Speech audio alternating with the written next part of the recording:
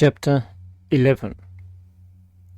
My eyelids were heavy, and I was wrapped in warmth, the smoothness of sheets gliding against my skin in a comforting way. The grime and the blood that had been covering my flesh was only a distant memory, but I could still feel the painful pull of the incision down my abdomen as I moved.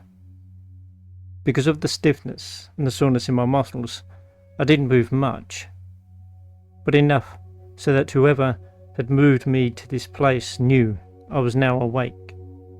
I groaned as a painful pressure spread across my forehead, no doubt an effect of the liquid X. I didn't even want to open my eyes for fear of where I was now. I was clean and warm, so it couldn't have been too bad. I was fully dressed in a loose pair of sweats and a large baggy t-shirt that I could easily get in and out of if need be, and I wouldn't hurt myself. "Good. You're awake," I heard a female voice say as heavy heels clumped on what I could only assume was a hardwood floor. And that voice. I knew that voice, but I couldn't place it for some odd reason. Then the realization hit me like a tidal wave. My eyes shot open and I tried to sit up, my body protesting with searing pain up my belly.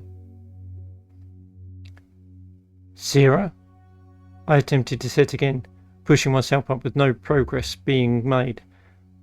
She was in front of me in an instant, a glass of water in her hand, while the other slightly pushed on my shoulder, trying to make me lie down. "You need rest. You've been through a lot, and you need to heal," she explained as I gave her into her gentle nudges. I realised where I was as soon as my eyes adjusted better to the dimness surrounding me. My bedroom was in my apartment, but I wasn't sure how I'd gotten there. I turned my head just enough to sit in a chair next to my bed that had not been there before. Where did it come from? "How did I get here?" I asked as she set the glass of crystal clear water on my bedside table, placing a bottle of painkillers next to it. "I brought you here. Well, me and Jackson anyways." She pointed to someone that was standing in the threshold of my bedroom door. I looked up just enough to see a rather large, muscle-bound man in a black suit standing in the doorway with his hands folded together in front of him, his bald head reflecting the minuscule amount of light filtering through the curtains from outside. If it weren't for the strong set of his jaw and his dark eyes, I would have said he was Mr. Clean, but I kept that to myself. I let my head fall back onto the pillow, and everything that happened over what felt like an eternity crashed down on me with such force it caused me to gasp. Images of Johann above me, Mitch with the syringe filled with red fluid liquid fire, and then both of them preparing to kill me. Johann with a knife raised above his head, about to strike down for the final killing blow. Anxiety gripped my chest, and sadness closed like a vice around my heart, strangling it as tears began to fill my eyes and sobs racked my body. I curled into a ball, barely even noticing the pain that seared a path through my belly as I rolled onto my side and pulled my knees up to my chest. Every shadow around me was sinister, threatening to take over everything. I could see their faces within them. I squeezed my eyes shut and gripped my legs so hard I felt my nails dig into my skin through the fabric of the sweatpants as I poured my pain and sorrow into the atmosphere to soak the satin sheets. Tender fingertips caressed my hair, pushing it back from my face. Sarah made a comforting sound to attempt to calm me.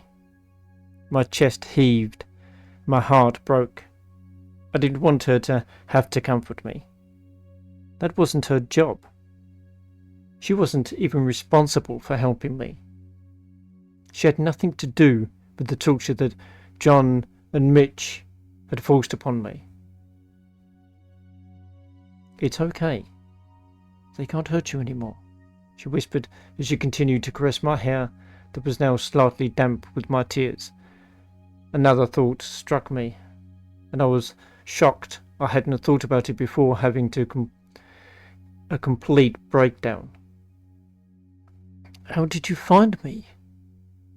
Does that matter right now? She replied as she continued to run her fingers lastly through my hair. Just rest. We can discuss everything after you've had some sleep.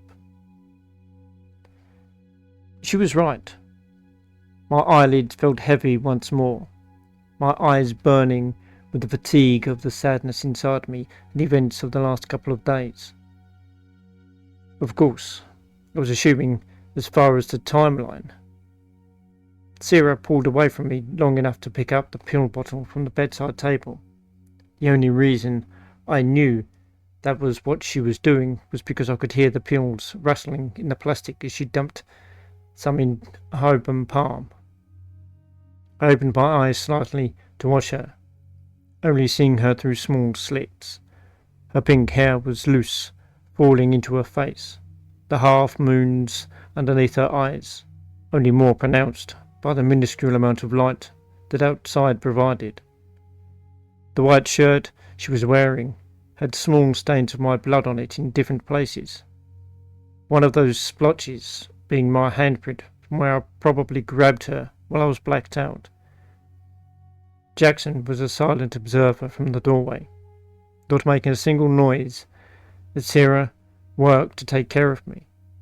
She closed the bottle and set it back on the table, picking up the glass of water and motioning for me to sit up just a little, so I could take the pill she offered. I did as she asked, without so many words, pain rippling through my belly as I moved. It took all I had to stifle the gasp of agony. I swallowed down the pill as soon as she put it in my hand. The relief the narcotic could offer me, a welcome feeling. How did you get me in here? I asked as I began to feel the quick effects of whichever narcotic she had given me. Crappy security system. And it's a good thing so many of your neighbours are willing to look out the other way when handed a couple of hundred.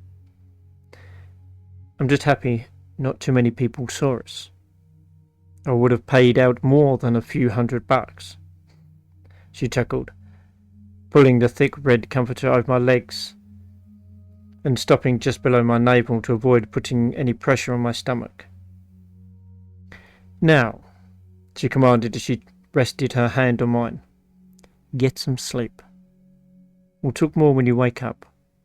Hopefully, you'll be healed by then. Your kind usually heals really quickly. I would have protested if my body weren't already beginning to feel like a lead weight, taking me to a dreamland where Johan and Mitch didn't exist, where the torture I had endured didn't exist, where it was all a horrible nightmare, and all I had to do was wake up.